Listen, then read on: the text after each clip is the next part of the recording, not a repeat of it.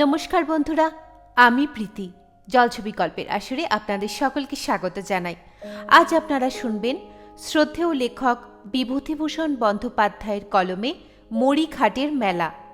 তার আগে বলে রাখি, প্রত্যেক মঙ্গলবার এবং শনিবার ঠিক রাত 9টায় জলছবিতে আপনারা পেয়ে যাবেন নতুন নতুন গল্প। তাই এখনও পর্যন্ত যারা জলছবি চ্যানেলটিকে সাবস্ক্রাইব করেননি তারা অবশ্যই সাবস্ক্রাইব করে রাখবেন। শুরু করছি আজকের গল্প মরিঘাটের মেলা।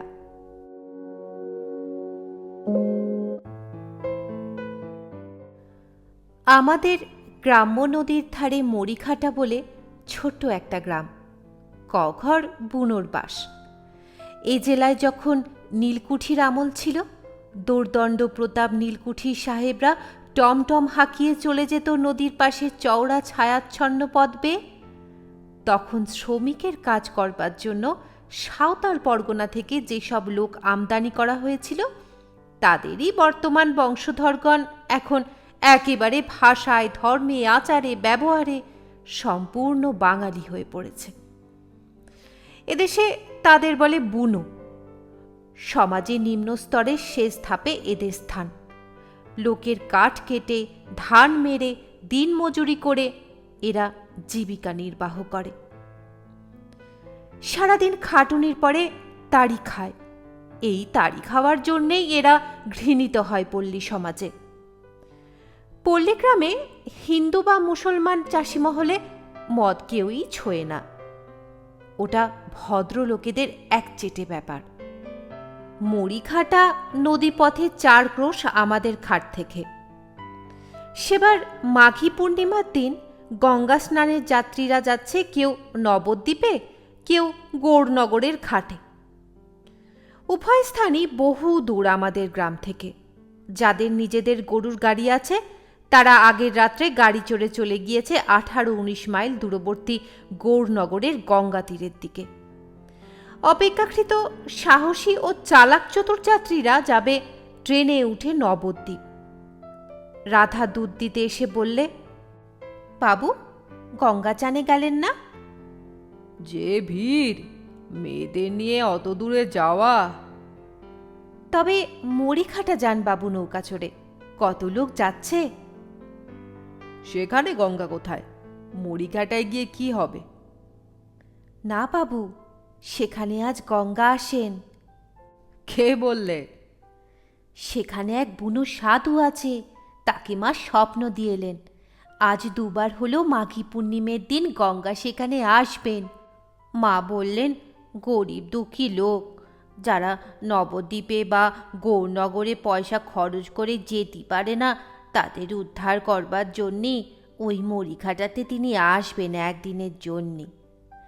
সব গরিব দুঃখী লোক সেখানে যায় আজ 2 বছর ধরে।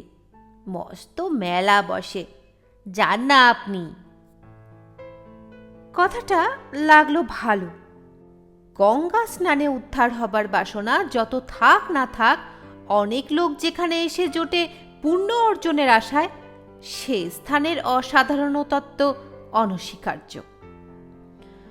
অক্রুর মাঝির নৌকো ভাড়া করে সবাই মিলে রওনা হই মরিঘাটার দিকে। আমাদের পাড়ার অনেক ছেলে মেয়ে আমাদের সঙ্গে চলছে মেলা দেখতে। যেখানে মাঠে কুল পেকেছে সেখানেই তারা নৌকা লাগাবে ডাঙায়।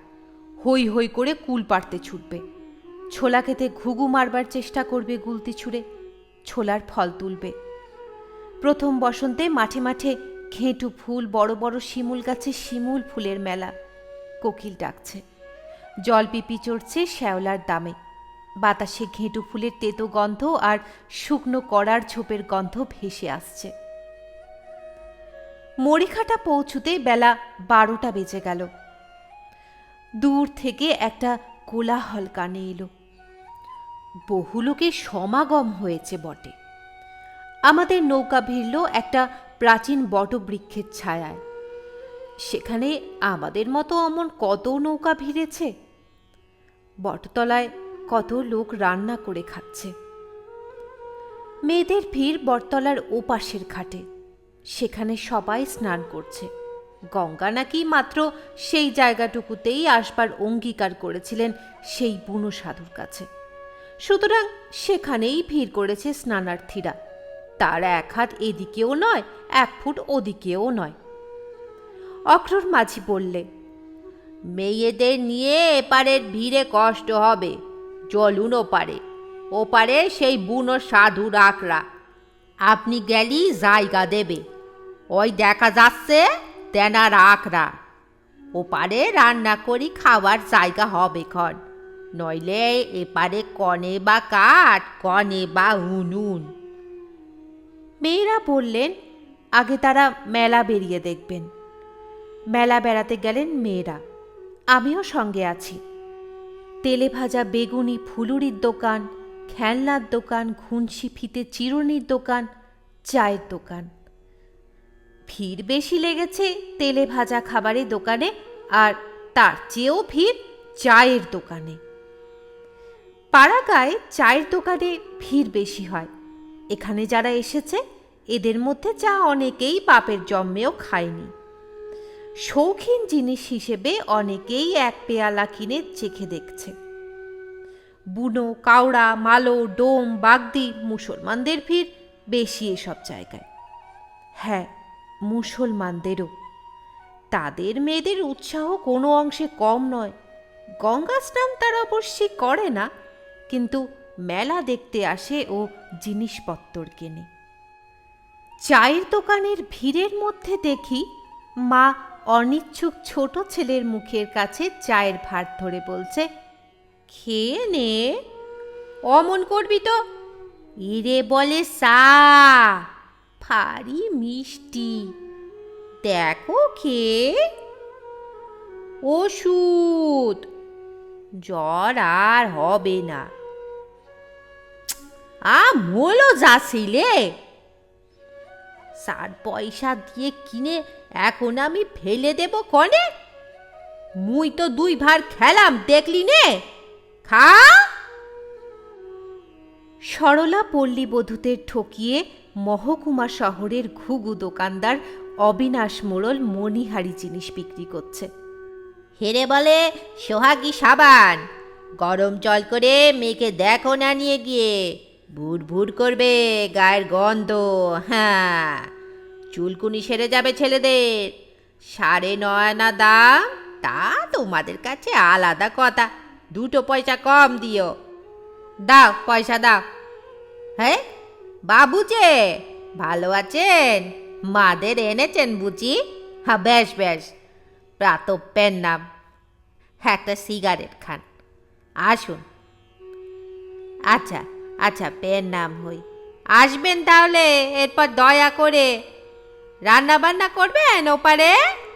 হ্যাঁ, সেই ভালো, এপারে সত্যিক জাতের ভিড়। কিন্তু কি চমৎকার লাগে এদের আমোদ, উৎসাহ, ফুর্তি। বছরে 1 দিন মেলা, এমন উৎসব আসে ওদের জীবনে। আর সব দিন এরা বেগুন পোতে, ধান মারে, কলাই মারে, হলুদ শুকোয়। আজ এসেছে ছেলে মেয়ের হাত ধরে মেলা বেড়াতে। খাবে না চা, কিনবে না সোহাগী সাবান। নদীর ধারে লোকেরা রেঁধে খাচ্ছে, সবাই কিনছে নূতন হাঁড়ি, মাছ ও আলু। আমার বেশি ভালো লাগে দেখতে লোকে কি খায়। বেশিরভাগ লোকেই রেঁধেছে মাছের ঝোল আর ভাত, আলু ও বেগুন কুটে দিচ্ছে ঝোলে। আলু ভাতে, বেগুন ভাতে মাখছে নুন তেল দিয়ে, যাদের ভাত হয়ে গিয়েছে। কপি বিক্রি হচ্ছে চড়া দামে। এই অঞ্চলে কপির চাষ নেই, ওটা শৌখিন শহরে আনাজ বলে গণ্য। কপি সবাই কেনেনি, যারা কিনেছে তারা অনেকে রেখে দিয়েছে বাড়ি নিয়ে গিয়ে 5 জনকে দেখিয়ে খাবে। খুব গরিব যারা, তারা রাঁধছে শুধু আলু বা মানকচু ভাতে ভাত। একটি মা ও ছেলে একটা আঙুট কলার পাতে একত্রে খেতে বসেছে। মোটা লাল আউশ চালের ভাত 1 রাশ, তার সঙ্গে ছোট্ট এতটুকু আলু ভাতে। তার পাশেই একদল বড় বড় কই মাছ ভাজছে দেখে ছোট ছেলেটা বলছে, দেখ মা, কত বড় মাছ, কই মাছ খাবো মা। চুপ কর, ওদিকে তাকাতে নেই। খেয়ে নাও। লঙ্কা খাবি? লঙ্কা মেখে দেব। একজন কুলের অম্বল সাতলাচ্ছে ওপাশে। আমাদের বেলা হয়ে যাচ্ছে। মাছও কিনতাম, কিন্তু মাঝি বলে দিয়েছিল সাধুর আখড়াতে মাছ রান্না চলবে না। নৌকো নদী পার হলো। ওপারে মাঠের মধ্যে ঠিক নদীর ধারে সাধুর আশ্রম। ৫-৬খানি খড়ের ঘর, নিচু চালা, ছোট নিচু দাওয়া, পরিষ্কার পরিচ্ছন্ন নিকোনো পুচনো ঘরগুলি। গোবর দিয়ে লেপা চওড়া উঠোন। উঠোনের মাঝখানে বাতাবি লেবু গাছে থোকা থোকা সাদা ফুল ও কুড়ি। মর্মাতানো ভুরভুরে তীব্র গন্ধ দুপুরের বাতাসে। অনেক যাত্রী আশ্রয় নিয়েছে ঘরের দাওয়ায়, বাতাবি লেবুর ছায়ায়। এরা কিন্তু রাচ্ছে না। আখড়ায় আজ মৎস্য। বড় বড় হাঁড়িতে খিচুড়ি রান্না হচ্ছে। সাধুর শিষ্যবর্গ মৎস্যবের প্রসাদ খাবে। আমাদের মাঝে গিয়ে আমাদের কথা বলতেই সাধু বেরিয়ে এলো। বিনীতভাবে হাত দুটি জোর করে বললে, হ্যাঁ, আসুন বাবা ঠাকুর, বামুনের পায়ে ধুলো পড়ল, বড্ড ভাগ্যি আবার। বললাম, আপনার আখড়াটি বেশ ভালো দেখছি। হ্যাঁ, আপনাদের দয়া। আঙুল ঊর্ধ্ব দিকে তুলে বললে, হার দেনার দয়া, সে জনার দয়া। তা একটা কথা হচ্ছে, এসেছেন যখন দয়া করে তখন রান্না বান্নার জোগাড় করে দিই। মা ঠাকুরন তো আছেন। বললাম, অন্য কোনো জোগাড়ের দরকার নেই, সব আছে আমার সঙ্গে। আপনি শুধু রান্না করবার একটা স্থান দেখিয়ে দিন, আর উনুন খুঁড়বার জন্য দয়া করে একখানা শাবল যদি থাকে তো পাঠিয়ে দিন। মাঝি উনুন খুঁড়ে দেবে এখন। ওই মাঠে শুকনো কাঠ পাওয়া যাবে না? সাধু হেসে বললে, ওর জন্যে কিছু ভাববেন না। পুপোতার ঘরখানা নিকোনো পুচনো আছে, ওর দাওয়ায় নতুন উনুন পাতা আছে। খেয়েও রাঁধেনি সে উনুনে। কিন্তু একটা কথা বাবু। কি? হাত জোড়ে করে বললে, চাল ডাল আমি দেব। না না, আপনি কেন দেবেন? আমাদের সঙ্গে সব আছে। আমাদের শুধু একটা জায়গা দেখিয়ে দিলেই যথেষ্ট হবে।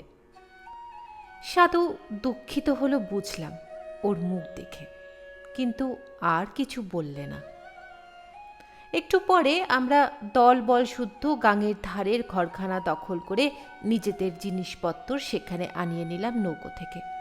সাধু নিজে এসে দুখানা নতুন মাদুর বিছিয়ে দিয়ে গেল দাওয়ায়। বললে, মা ঠাকুরনদের জন্যে একখানা মাদুর ঘরের মধ্যে দেব এনে। না না, আমাদের সঙ্গে শতরঞ্জি রয়েছে। সাধু ডাকলে, হরিদাসী, ও হরিদাসী, হিদিকে শুনে যাও, এনাদের জল তুলে এনে দাও। একটি 25-26 বছরের সুন্দর বউ আধ ঘোমটা দিয়ে এসে দাওয়ার নিচে দাঁড়িয়ে বললে, কি বাবা? এনাদের এখানে থাকো, যা লাগে এনে দাও। তেঁতুলতলা থেকে চেলা করা শুকনো বড়ার কাঠ যত লাগে এনে দাও। মা ঠাকুরনকে শুধো কি লাগবে। বউটি হাসি মুখে দাওয়ায় উঠে এসে আমার স্ত্রীর সঙ্গে আলাপ করলে। তারপর ছুটল কাঠ আর জল আনতে। বারবার ছুটোছুটি করে সে এটা ওটা আনতে লাগলো। কেননা শেষ পর্যন্ত দেখা গেল অনেক জিনিসই আমাদের আনা হয়নি বাড়ি থেকে। যেমন হাতা আনতে ভুল হয়েছে, জল রাখবার বালতি বা ঘড়া নেই, ডাল ঢালবার পাত্র নেই, শুকনো লঙ্কা খুঁজে পাওয়া গেল না মশলার পুঁটুলিতে, ইত্যাদি। আমার স্ত্রী অপ্রতিভ মুখে আমার দিকে চেয়ে আমার ঘাড়েই দোষটা চাপিয়ে দেবার চেষ্টা করলেন। বললেন, বাবা, যে তাড়াতাড়ি তোমার, ওতে কি সুশ্রম খুলে সব জিনিস গোছানো যায়? অত হড়বড়া নিতে মাথা গুলিয়ে যায় না? আমি নির্বিকারভাবে অন্যদিকে চেয়ে থাকি। ইতিমধ্যে সাধু বাবাজি একটা বড় 2.5 সেরা পালি ভর্তি মুরকি এবং 1 ছড়া সুপক্ক মর্তমান কলা নিয়ে এসে বললে, বাবু, সেবা করুন। এইসব আবার কেন? হ্যাঁ, কেন বাবু? আমরা এতই অধম জাত যে আমাদের কোনো জিনিস নেবেন না? নিচ্ছি তো, জল নিচ্ছি, কাঠ নিচ্ছি, বাসনকোসন নিচ্ছি। তাহলে কি নিলাম না বলুন? খাবার দাবার কেন আবার? তা হোক, আমার আখড়ায় আপনাদের মতো লোক কখনো আসেনি। আমি যেতে বুনো ভেগ নিয়ে বোস্টম হয়েছি। তেনার দয়া কি বুঝি বলুন? আমার নাম ছিল রামনাল বুনো।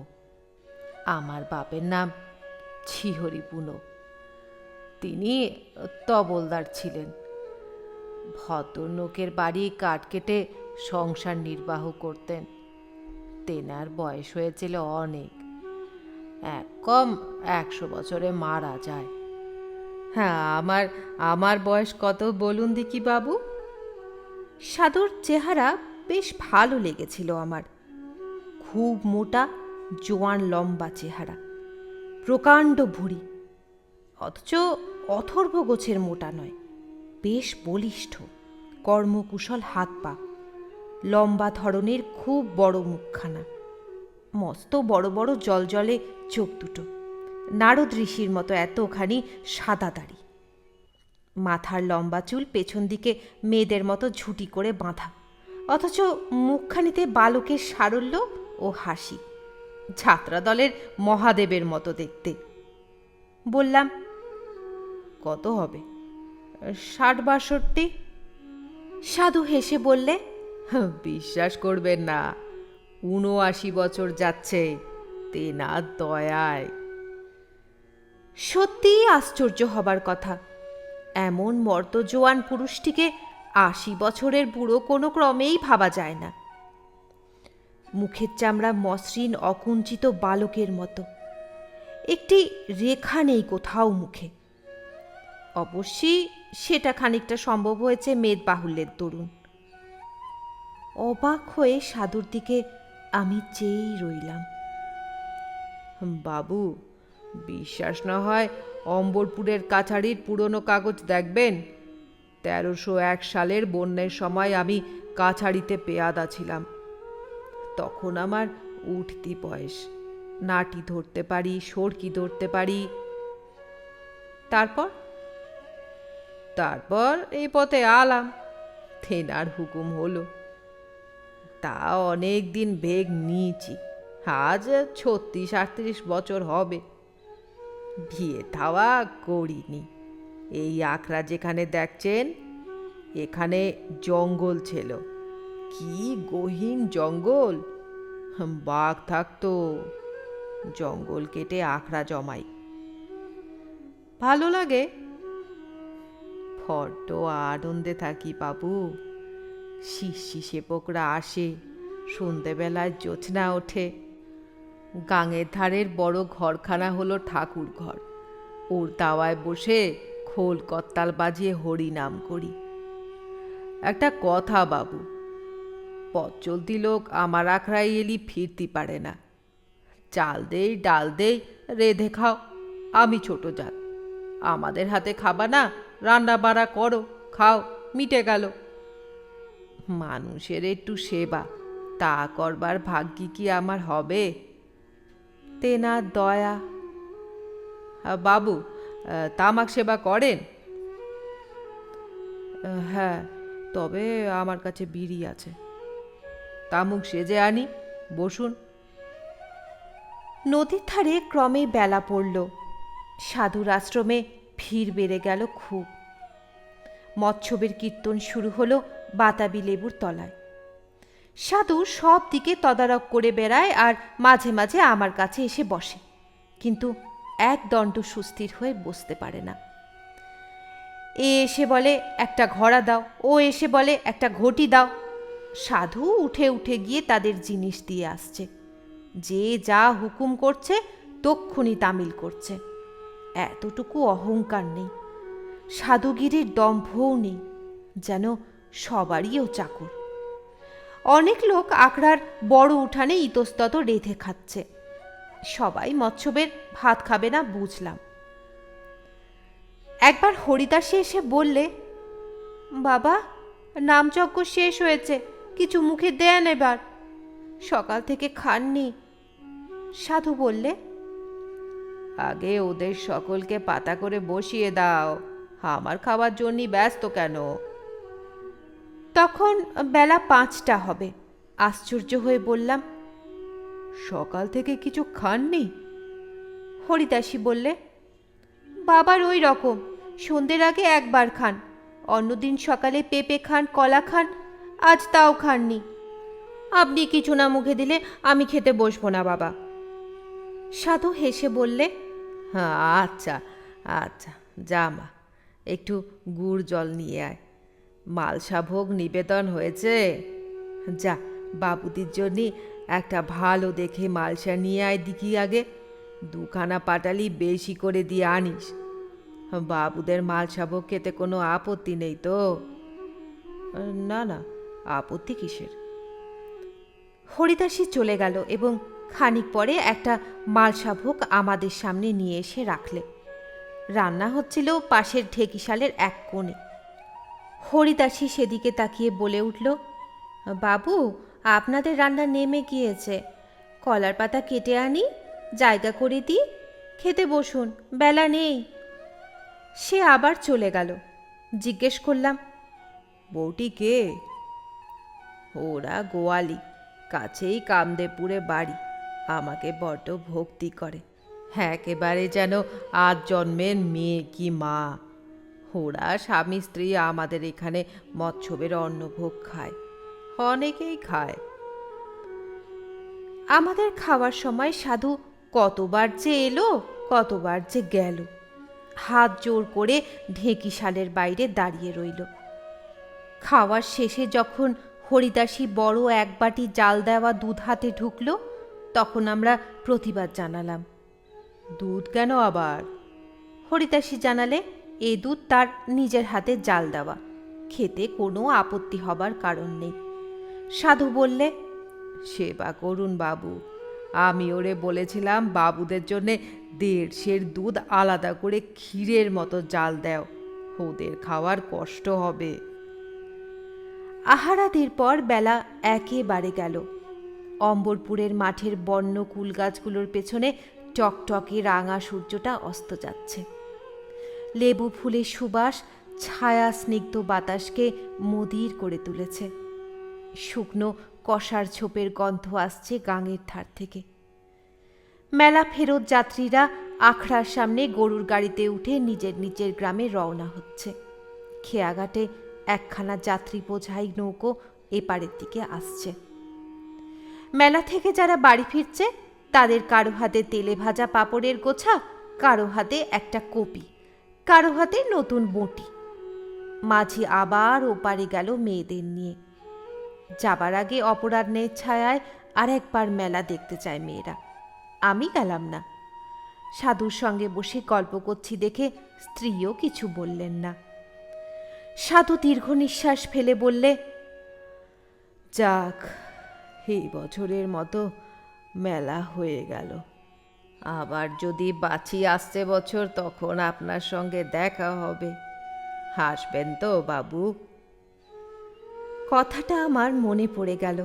বললাম, একটা কথা, মরিঘাটের এখানে গঙ্গা আসেন কে নাকি স্বপ্ন দেখেছিল, আপনি নাকি? সাধু গম্ভীর হয়ে গেল হঠাৎ। কিছুক্ষণ চুপ করে থেকে এদিক ওদিক তাকিয়ে দেখলে। কেমন এক অদ্ভুত ধরনের হাসি ওর দাড়ির জাল ভেদ করে ওর সারা মুখখানায় বিস্তার লাভ করলে। কি চমৎকার জ্ঞান ও কৌতুক মিশ্রিত হাসির ছবি! যেন অতি প্রবীণ জ্ঞানবৃদ্ধ ঠাকুরদাদা কৌতুক ও করুণার হাসি হাসছেন তার অবোধ নাতিটির প্রশ্ন শুনে। বললে, স্বপ্ন টপ্ন নয়, এখানকার গরিব লোকে পয়সা খরচ করে গঙ্গায় নাইতে যেতে পারে না মাঘী পূর্ণিমায়, তাই রটিয়ে দিয়েছি। মা গঙ্গা এই মরিঘাটার গাঙে আসবেন বলেছেন আমার কাছে পূর্ণিমার যোগের দিন। মন শুদ্ধ করে নাইলে এখানেই গঙ্গা, তিনি নেই কোন জায়গায়। সন্ধ্যা হবার আগেই সাধুর কাছে বিদায় নিয়ে যখন নৌকোয় উঠি, তখন ওপারে সেই বটগাছটার পিছন থেকে মস্ত বড় চাঁদখানা উঠেছে। এপারে চিকচিকে চখা বালির ঘাটে হাত জোড় করে বুনো সাধুটি দাঁড়িয়ে বলছে, মা ঠাকুরনকে নিয়ে আবার আসবেন বাবু সামনের বছর। ভুলে যেও না মা তোমার বুড়ো খোকাকে। দণ্ডবত হই মা, যদি বেঁচে থাকি সামনের বছরে পায়ের ধুলো যেন পড়ে। দেখি আমার স্ত্রীর চোখে জল।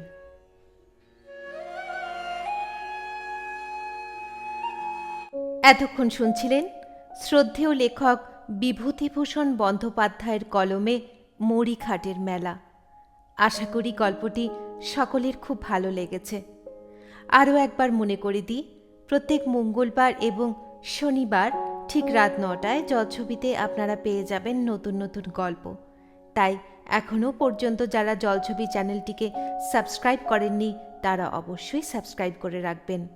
আজকের মতো আসি তাহলে, ধন্যবাদ।